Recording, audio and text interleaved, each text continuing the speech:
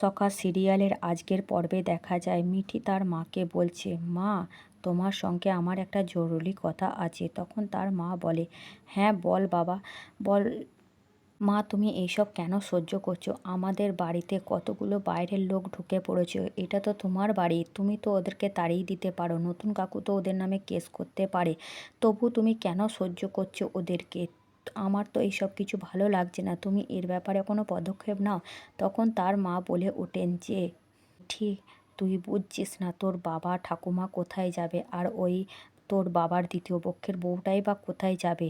তখন তার পিসিমা অন্য দিক থেকে চা নিয়ে আসে মিঠি আর মিঠির মায়ের জন্য এবং বলে যে এখন তো রান্নাঘর ফাঁকাই পাওয়া যাচ্ছে না, এখন তো আমাদের বাড়িতে অন্য অতিথি আছে, তাদের যা জোর আমি তো বুঝতেই পারছি না যে এটা আমাদের বাড়ি না তাদের বাড়ি। তখন মিঠি বলে ওঠে, মা তো এইসব সহ্য করছে। তখন মিঠির পিসিমণি বলে ওঠে যে, দিদি ভাই, তুমি এটা সহ্য করতে পারো, বৌদি তোমার এত সহ্য ক্ষমতা, আমি হলে সহ্য করতে পারতাম না। একটা বাইরের মহিলাকে নিয়ে দাদা বাড়িতে ঢুকিয়ে রেখেছে, আর তাদের রাজত্ব দেখেছো? আমাদেরকে তো মনে হচ্ছে এক ঘরে রেখে দিয়েছে, এটা তোমার বাড়ি, বৌদি ভাই তুমি এর ব্যাপারে পদক্ষেপ নাও।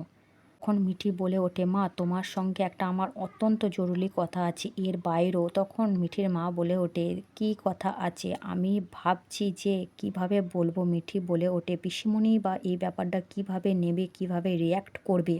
আমি যে কথাটা বলছি, মিঠি তখন বলে, সেই কথাটা তুমি মা ভালো করে শোনো। আমি একটা কথা বলছি, তুমি নতুন কাকুর সঙ্গে সংসার করো। তখন মিঠির মা এই কথাটা শুনে অনেক রেগে যায় এবং পিসিমণি বলে, এটা কিভাবে সম্ভব? আমি কিন্তু চাই, কিন্তু এটা কি বাস্তবে সম্ভব?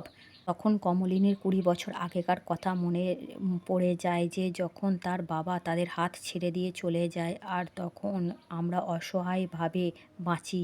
তখনই গুবলাইয়ের জন্মদিন হয় আর তখনই বেলুন দিয়ে বাড়ি সাজিয়েছে নতুনদা, কত আয়োজন করেছে, কত লোক খাইয়েছে, কিন্তু আমাদের তো তখন কিছুই সামর্থ্য ছিল না। তখন আমরা একটা কেক নিয়ে এসেও কাটতে পারতাম না, তখন আমরা কেক খেতেও পেতাম না। তোর ঠাকুমা আর আমার বারণ ছিল কেক খাওয়ার।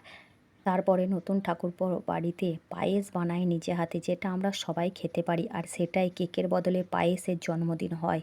এবং এই কথাগুলো কমলিনী মিঠিকে বলে, কিন্তু বাবা, আমি নতুন ঠাকুরপোকে ভালোবাসি, কিন্তু সেই ভালোবাসার সম্মানটা, শ্রদ্ধাটা অন্যরকম। আমাদের জীবনে কিছু চাওয়া পাওয়া নেই, আজ বাদে কাল তোর দাদার বিয়ে হবে, তোর বিয়ে হবে, সমাজে আমাকে কোন লোকে কোন চোখে দেখবে বলতো?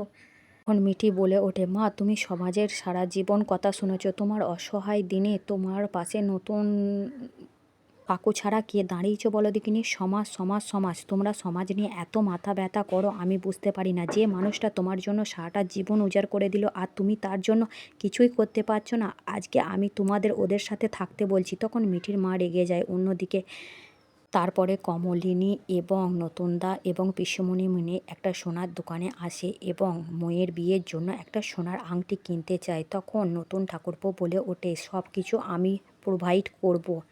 তখন কমলিনী আর পিসিমণি বলে ওঠে, না, সব কিছু তুমি প্রোভাইড করবে কেন? তখন নতুন ঠাকুরপো বলে ওঠে যে, আমি তো আর কদিনের অতিথি, আমি তো আর বাঁচবো না, আমার হার্টের রোগ দেখা দিয়েছে। তখন কমলিনী রেগে গিয়ে বলে, এসব কথা কি এখানে বলার জায়গা?